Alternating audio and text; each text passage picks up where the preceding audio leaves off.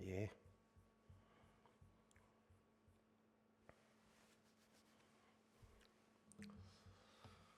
예, 안녕하십니까. 예. 오늘 여러분들과 함께 회심 이 책의 다섯 번째 시간입니다. 앞에 두 목사님 해주셨고 이번에 이제 제가 마지막 주자로 다섯 번째 시간을 시작하도록 하겠습니다. 잠시 기도하겠습니다. 하나님 아버지, 우리 가운데 살아계신 주님을 찬양합니다. 이 시간 함께하여 주셔서 우리가 짐 얼리스의 회심을 가지고 깨닫는 시간 갖게 도와주시었고, 우리의 눈을 좀 더 넓게 밝게 열 수 있도록 인도하여 주시옵소서. 예수님의 이름으로 기도드렸습니다. 아멘. 예, 지금까지 여러분들이 이 짐 월리스의 책을 가지고 공부를 내내 해오고 계십니다. 아마 이제 앞에서는 상당히 현실적인 얘기, 어떻게 하면 우리가 교회의 울타리를 넘어서 세상으로 갈 것이냐, 어떻게 사회를 변화시킬 것이냐, 어떻게 우리가 하나님 나라를 위해서 수고할 것이냐, 뭐 이런 얘기들을 주로 해왔습니다. 그래서 어떻게 보면은 우리가 기존에 신앙생활하는 그런 틀에서 생각해 보면 상당히 바깥으로 나간 겁니다. 그래서 우리가 소위 얘기하고 있는 급진적 진보주의, 급진적 복음주의, 복음주의라고 할 수도 있고, 소위 얘기할 때 복음주의 좌파라고도 얘기할 수 있는 약간 그런 입장의 이야기들을 내내 들었습니다. 그러면서 이 특징이 뭐냐 하면, 내내 말씀이 나왔지만은 상당히 사회 참여에 대한 말을 많이 하면서도 신앙적인 보수주의, 중심을 잃지 않는 그 모습, 그게 아마 이제 이분의 장점이다, 이렇게 이야기할 수가 있겠죠. 계속적으로 항상 이 교회는 그런 고민, 그런 투쟁을 내내 하고 있습니다. 보수주의하고 진보주의하고 사회를 어떻게 볼 것이냐, 신앙적인 면에서도 그렇고 정치적인 입장에서도 그렇고, 거기에 대한 계속적인 투쟁 내지는 논쟁, 뭐 이런 것들이 계속 있어 왔죠. 아마 그 책의 그러한 입장에 대해서 오늘 이야기를 좀 하게 될 것 같습니다. 보수주의는 철저하게 개인 중심 신앙을 중시 여깁니다. 나입니다. 나. 아마 여러분들도 어렸을 때부터 항상 들었던 것 중에 하나가 그거 아니겠습니까? 예. 요한복음 3장 16절. 하나님이 세상을 이처럼 사랑하사 독생자를 주셨으니, 이러면서 쫙 얘기가 나오고 있는데, 거기다 대놓고 뭐라고 그래요? 우리가 외울 때 세상에다 내 이름을 넣어라. 에? 하나님이 세상을 이처럼 사랑하사가 아니라 하나님이 성도니를 이처럼 사랑하사 독생자를 주셨으니, 그럼 막 찡해지잖아요. 그래서 막 눈물도 나고 막 이러잖아요. 근데 우리가 놓친 게 뭐예요? 원래 거기 세상이라고, 하나님이 세상을 사랑했다는, 이 모든 걸 사랑했다고 하시는데 거기다 나만 사랑했다라고 한다, 이 말이죠. 개인적인 신앙을 강조해 온 거예요. 그러면서 무슨 생각이 드냐? 세상은 우리가 관여할 바가 아니라 나만 잘 되게 해주시는 하나님이에요. 이렇게 네. 그런 말 들어보셨습니까? 세상을 향해서 말할 때 장망성이다라는 얘기 들어보셨어요? 처음 들어보십니까? 신앙생활 잘하신 거네요. 보수적인 교회에서는 이 세상은 장망성이니, 이렇게. 장망성이 뭐냐? 장차 망할 도성이다. 이 세상은 뭐냐? 장차 망할 도성이다. 이게 줄여가지고 그냥 장망성이다, 이렇게 표현들을 주로 합니다. 그게 기본적인 생각인 거예요. 세상은 죄인들이 모여 있는 곳이고 죄된 곳이고, 그렇기 때문에 머지않아 망할 곳이다 라고 생각을 한 거예요. 그래서 나는 뭘 해야 돼요?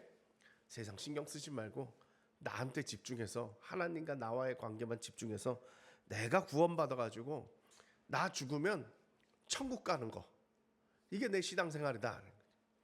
잘못됐다 이렇게 생각하진 않아요. 구원의 확신이라는 면에 있어서는 아주 중요한 건데, 문제는 세상에 관심이 없다. 그럼 진보주의는 다 옳으냐? 진보주의는 보수주의를 비판하면서 사회 참여에만 관심을 가지고 있는 거예요.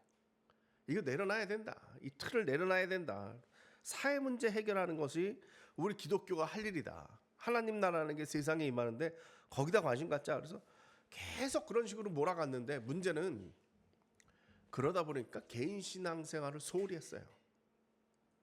이걸 놓친 거예요.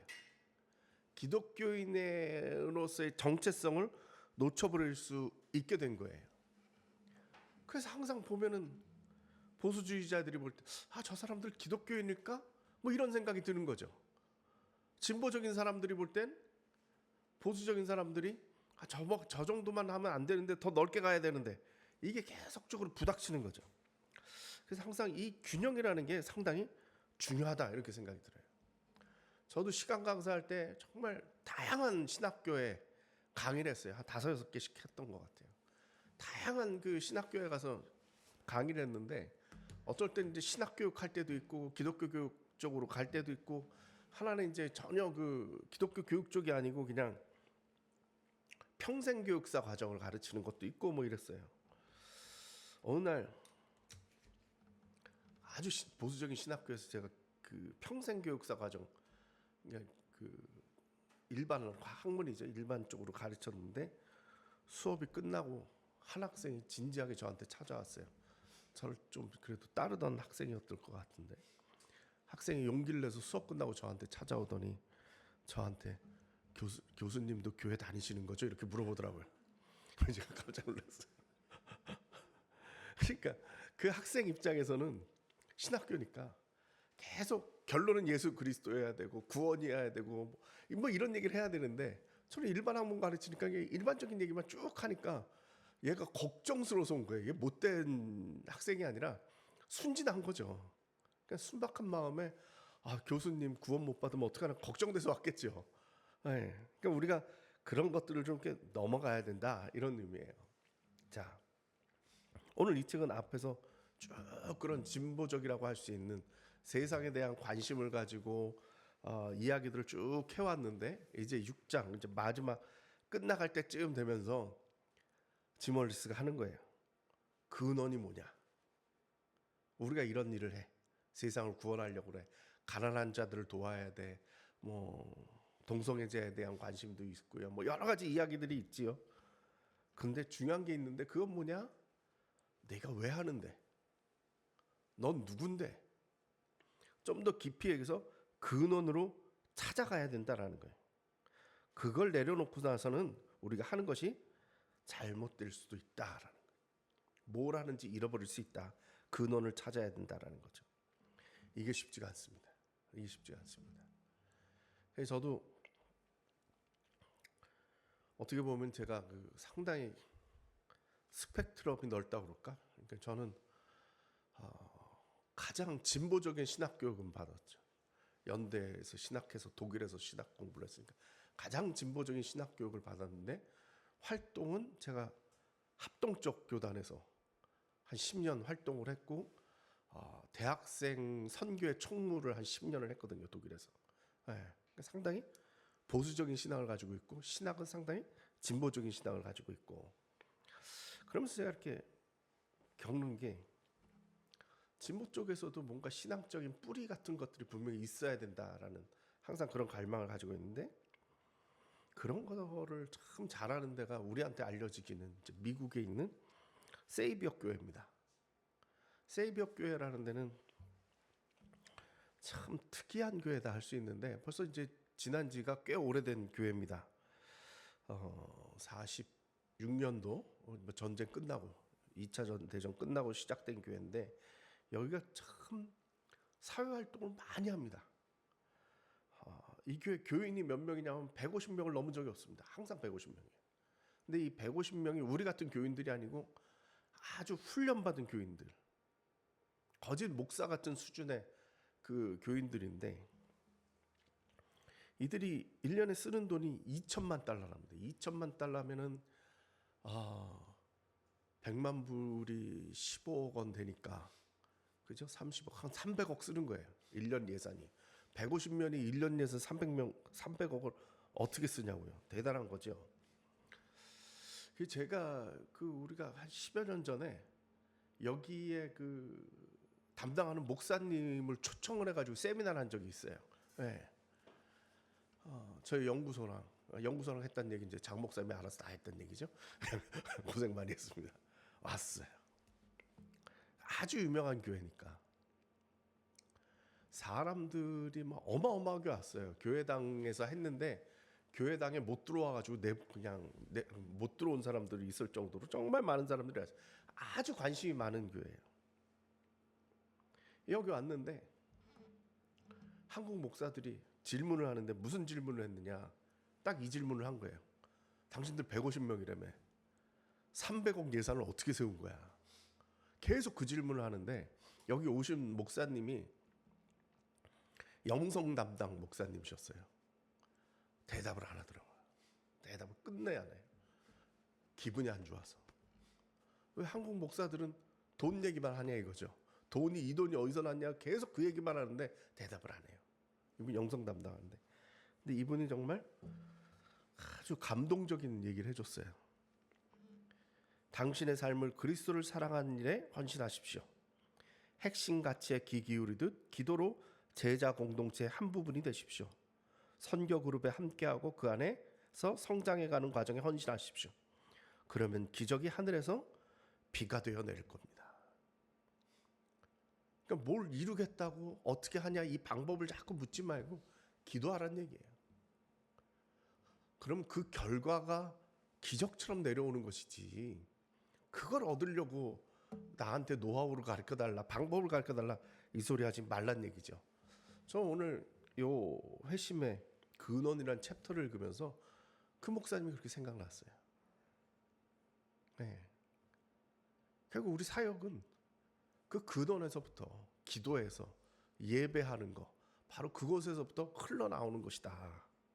그게 정말 비처럼 내리는 경험들을 하게 될 것이다. 그런 얘기죠. 오늘 본문 말씀 바로 이 부분입니다. 그러므로 형제들아, 내가 하나님의 모든 자비하심으로 너희를 권하노니 너희 몸을 하나님이 기뻐하시는 거룩한 산제물로 드리라. 이는 너희가 드릴 영적 예배니라.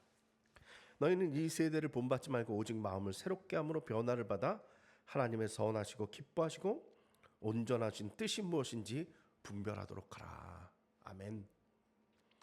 참 귀한 말씀입니다. 저도 어디 초청 받아가지고 설교하러 가면 이 본문 가지고 설교할 때가 많이 있습니다. 예배에 대한 얘기죠. 아마 여러분들 설교 들어보신 적 꽤 있으실 겁니다. 이 본문으로 예배하는 거에 대한 거를 많이 들어보셨을 겁니다. 1절, 2절을 어떻게 해석하느냐, 이거 상당히 중요한 부분입니다. 예배에 대한 관점을 가지고 이걸 얘기를 할 때 여러분들이 무슨 얘기를 들었을 거냐 하면 너희 몸을 산제물로 드리라. 홀랑 태우라는 거죠. 없애버리라는 거예요. 육적인 생각을 다 태워 없애려는 거예요.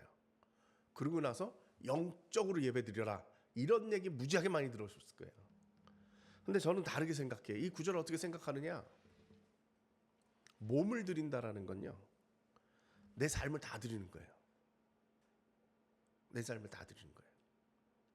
만약에 내가 육적인 것을 불태워서 예배드리라 그러면 나는 무슨 뜻으로 들리냐 하면, 제가 생각할 때는 지난 월화수목금토까지 있었던 내 삶을 다 없애버리고 온전히 집중해서 1시간 예배드려라, 이렇게 볼 수 있어요.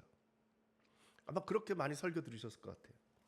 저는 어떻게 생각하느냐, 이 몸이라는 게 내 삶이에요. 주일 예배는 뭐냐? 내가 월화수목금토에 살았던 내 삶을 들고 오는 날이에요. 숙제검사 받는 날이에요. 예배 드린다라는 거는 그날 일주일간 어떻게 살았는가를 가지고 붙잡고 나오는 날이다, 이 말이죠. 예배는 내 삶을 드리는 거예요. 예배의 핵심적인 사항이 뭐예요? 하나님께 영광 돌리는 거잖아요. 그럼 내 삶을 하나님께서 주셨으면 요 1시간만 드리는 게 아니에요. 일주일 내내 내 삶을 다 드리는 거지. 그러면서 하는 얘기가 2절이에요. 이 세대를 본받지 말라는 거예요. 예배 드리는 사람들은 세상 가운데 있지만 세상과 달라요. 예수님의 기도가 그거잖아요. 요한복음에서 마지막에 가시면서 하나님께 기도하는데 제자들을 위해서 드리는 기도가 뭐예요? 내가 이들을 데려가려. 그걸 기도 드리는 게 아니라 이들은 이 세상에 있을 거고 이곳에서 거룩하게 사는 거예요. 분별되게 사는 거예요. 이 세상 사람들이 이야기하는 그 방식대로 사는 게 아니라 다른 삶을 사는 거예요. 본받지 말라는 거죠. 이 자세한 삶은 또 나올 거예요. 그러면서 중요한 게 마지막 분별이에요. 세 가지가 키워드예요. 분별이에요. 하나님의 뜻을 구별할 줄 알아야 된다. 하나님의 뜻은 어떤 뜻이에요? 선하시고 기뻐하시고 온전하신 뜻이에요. 우리는 계속 이 질문을 해야 돼요. 이게 하나님의 뜻인가? 이게 정말 하나님의 선하시고 기뻐하시고 온전하신 뜻인가? 이걸 분별할 줄 알아야 그리스도인으로 사는 거예요. 그 시간이 뭐다? 예배다 라고 오늘 이야기를 하는 것이죠. 그 전제 조건을 제가 좀 설명을 드리고 본문을 쭉 따라가 보겠습니다. 바울은 지멀리스 얘기입니다. 바울은 세상을 본받는 것은 생활 방식이나 정치적인 실패 이상의 것이라고 말한다. 세상을 본받는 것은 예배의 실패다. 우리 예배의 온전함과 생명력은 세상과 우리 관계 속에서 시험된다. 예배가 뭐라고요? 내 삶을 드리는 거거든요. 그러니까 우리가 세상에 들어가서 구별되지 않는 삶, 그리스도인답지 않은 삶, 세상 사람들이 이야기하는 바를 똑같이 이야기하고 있는 그 사람들이 있다면 그 사람들은 인생을 실패한 게 아니에요. 예배를 실패한 거예요. 예배를 온전히 드린 사람은 그렇게 살 수가 없다는 얘기예요. 그래서 세상과 구별되지 않는 그 사람들, 세상을 본받은 그 사람들, 그러면 그건 예배가 실패되어진 예배다 이런 뜻이죠. 그래서 우리가 예배의 온전함과 생명력은 세상과 우리 관계 속에서, 이 세상 속에서 시험되는 거예요.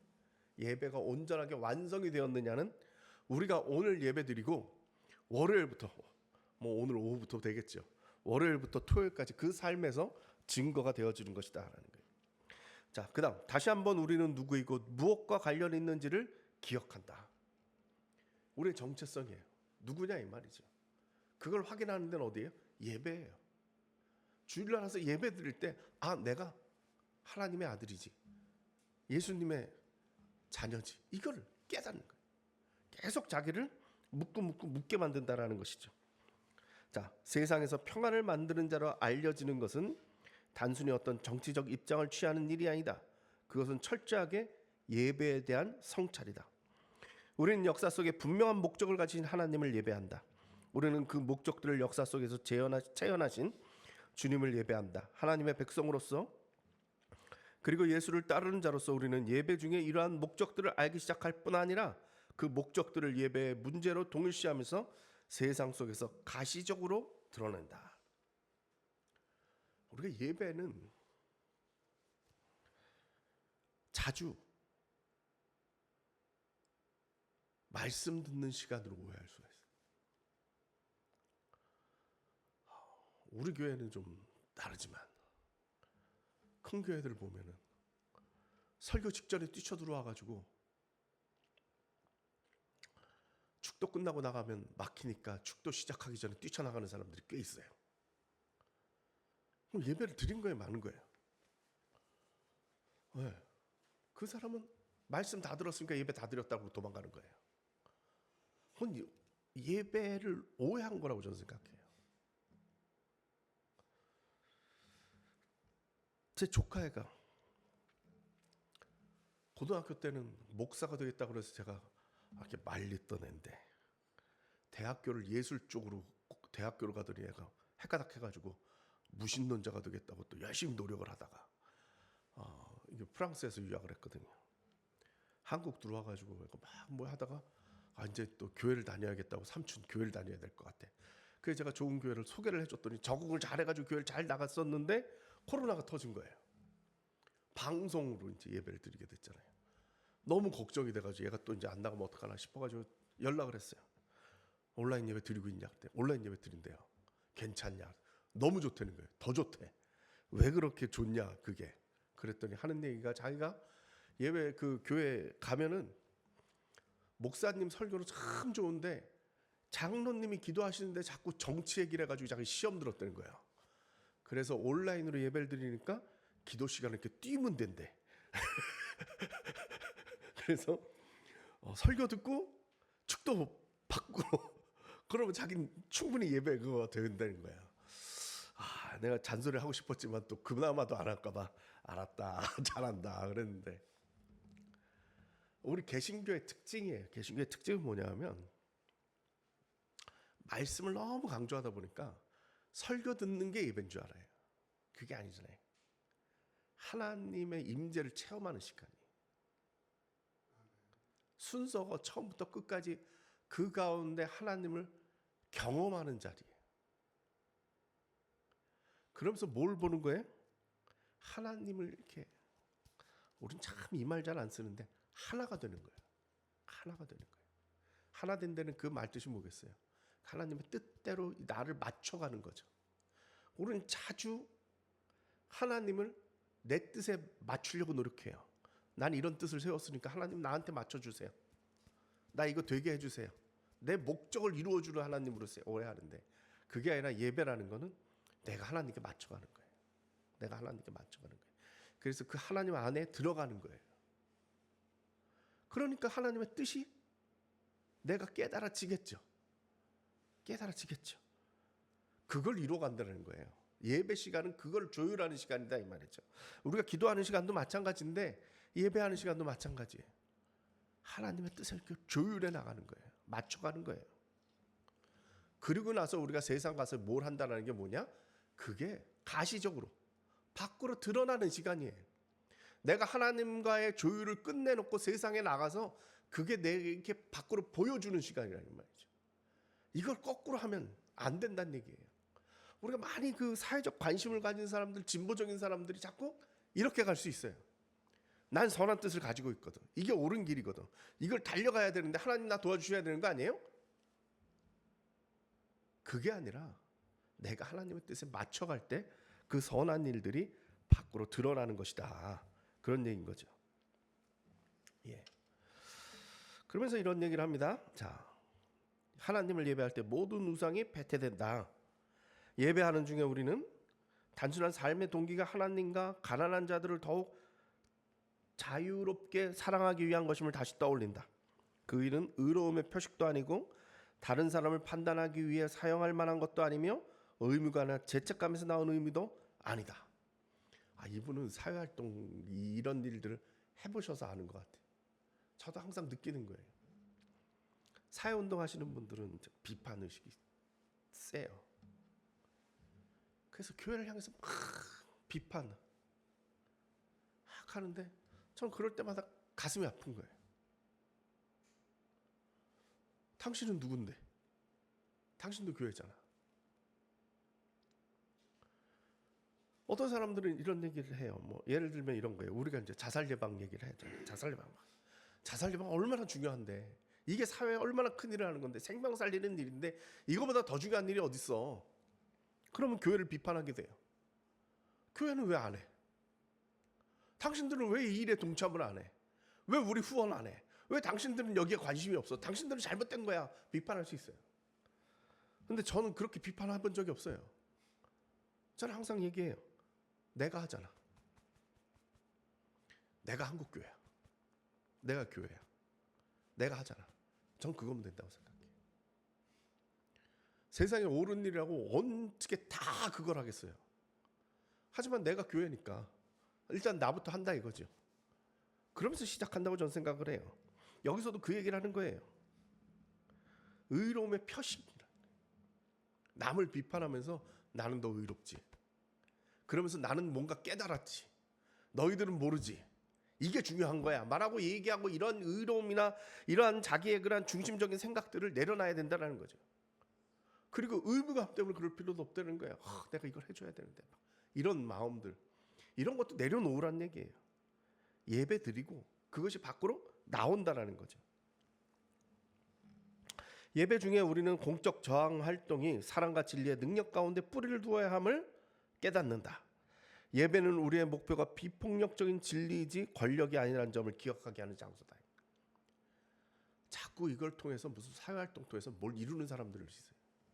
우리들 항상 이렇게 좀 뭐라고 하는 것 중에 하나가, 소위 학생운동 했던 사람들이 갑자기 정치인이 돼가지고 또 똑같은 사람 돼서 나타나는 경우들이 지금 막 서로 막 비판을 하고 있는데 우리가 밖에서 볼 땐 그놈이 그놈일 때가 많죠. 그렇게 변해가는 거겠죠.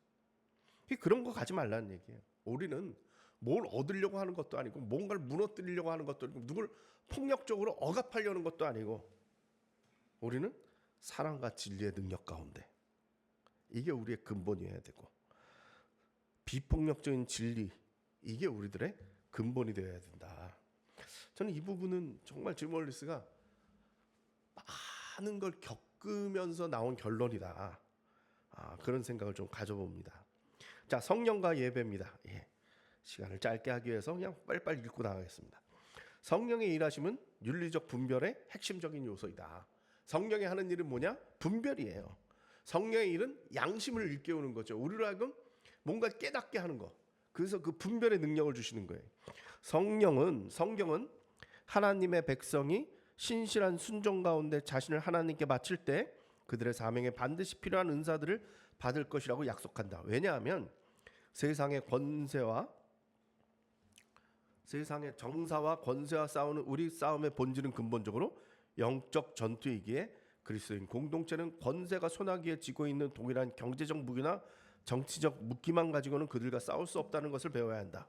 오히려 우리는 영적인 자원과 힘을 사용하고 정사의 파괴적 계획들에 저항하기 위한 성령의 은사 사용하기를 배워야 한다.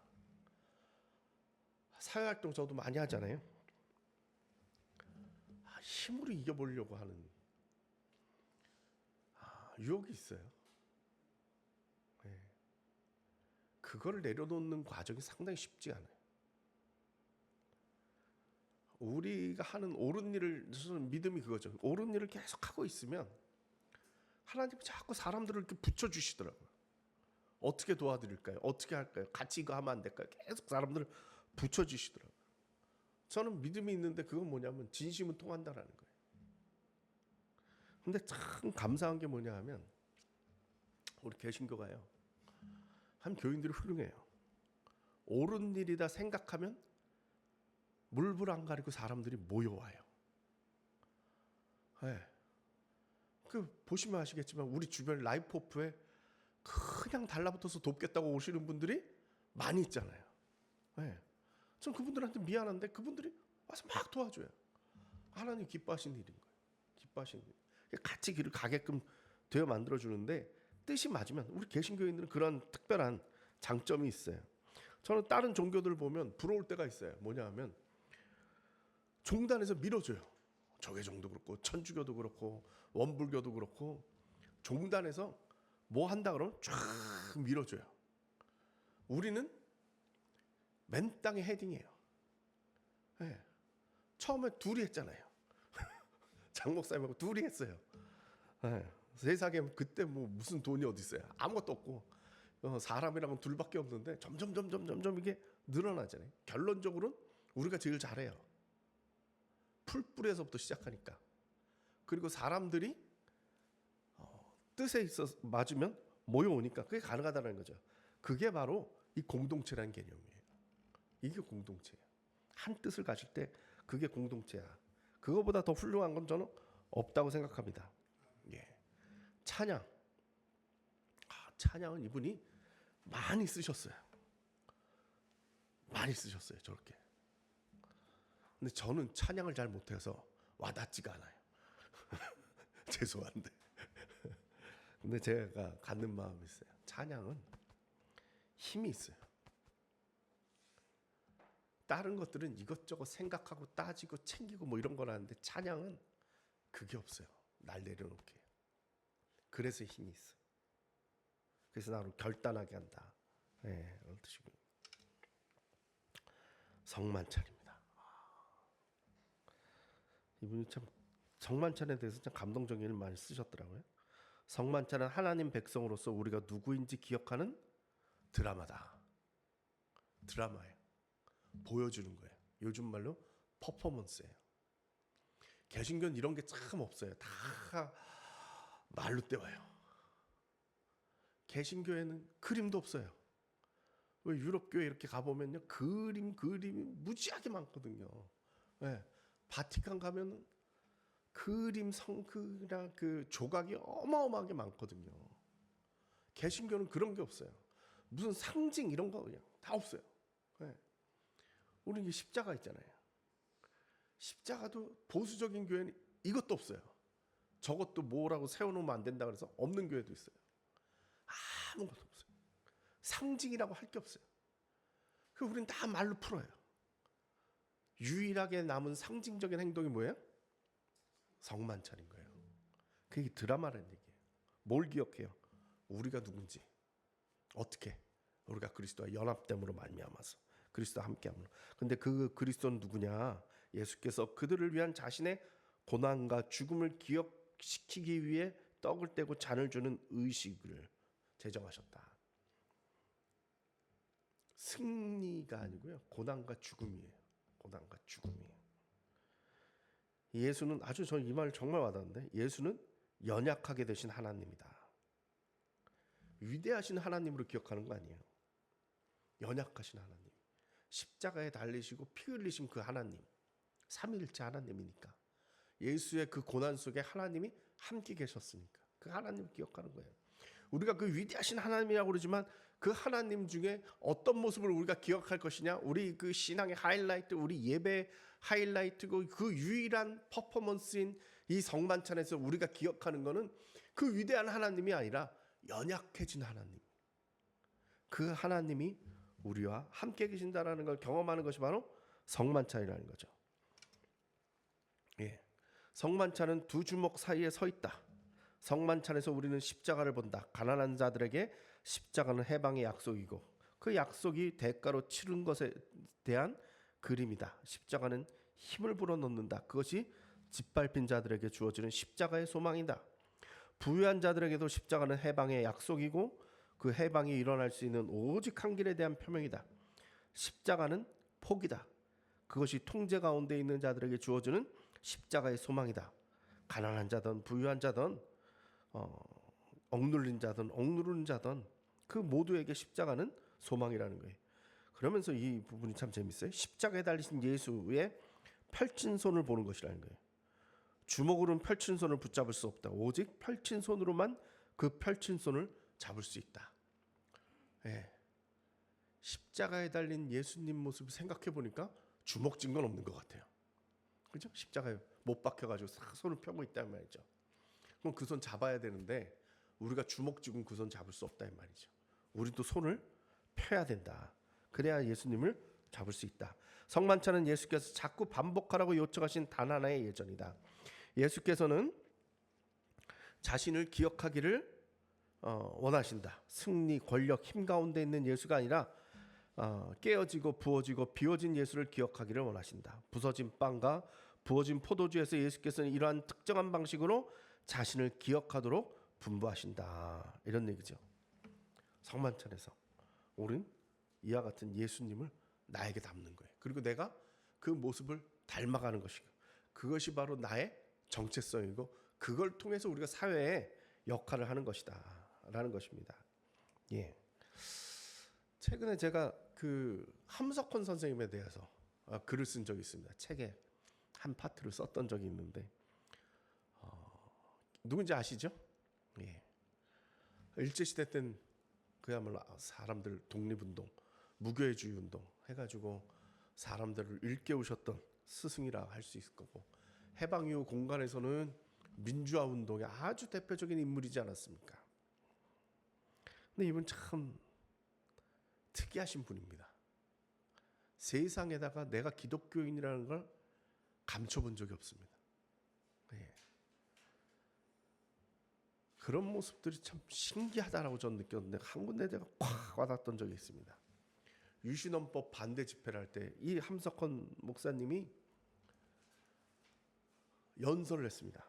지금 데모하느라고 지금 목숨을 걸고 사람들이 나타난 그 자리 아니겠습니까? 거기서 무슨 설교를 해야 되겠습니까? 뭐라고 강연을 해야 되겠습니까? 사람들이 이제 나가서 싸우자 막 이런 거 해야 되잖아요. 유신헌법이 얼마나 나쁜 건지 욕을 해야 될 것이고 박정희 뭐 이런 얘기 해야 되는데 이분이 이런 얘기를 했어요. 이 연설문이 참 와닿습니다. 정말 대단한 연설이에요. 나는 정권 타도 운동하는 사람이 아닙니다. 박정권 물러나라. 나는 그 말하고 싶지 않습니다.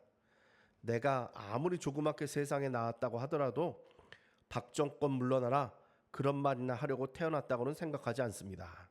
그 사람들이 웃었다는 거예요. 농담인 줄 알고.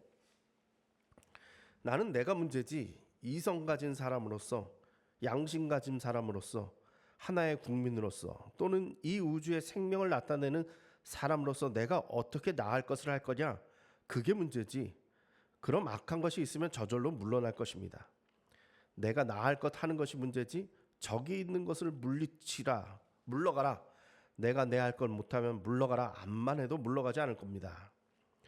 그 사람이 강해서 안 물러나는 것이 아니라 하나님이 까닭이 있어서, 내가 내 할 것 못해서 하나님이 그 사람을 결코 물리치지 않을 것입니다. 나 하나님 믿습니다. 찡해요. 이게 무슨 교회에서 한 연설이 아니에요. 설교가 아니에요. 일반 사람들 모아놓고 지금 데모하러 뛰쳐나가자 하고 있는 사람들 막 흥분해가지고 웅성웅성하고 있는 그 자리에서 한 연설이에요. 그래서 한 얘기가 뭐냐, 내가 예수 잘 믿고 내가 바르게 서면 그 힘이 하나님께서 허락하셔서 물러나게 할 것이다. 그래서 마지막에 하는 얘기가 전율이잖아. 나 하나님 믿습니다. 난 더 큰 거 할 거야. 저는 오늘 이 회심 6장 근원에 대한 얘기를 했는데, 우리도 많은 일을 하잖아요. 그 일 가운데서 우리 근원이 뭔지, 내가 누군지, 내가 하나님 믿는 사람으로서 하는 건지에 대한 근본적인 질문에서부터 그런 일들이 밖으로 드러나는 그러한 일들이 있으면 좋겠습니다. 감사합니다.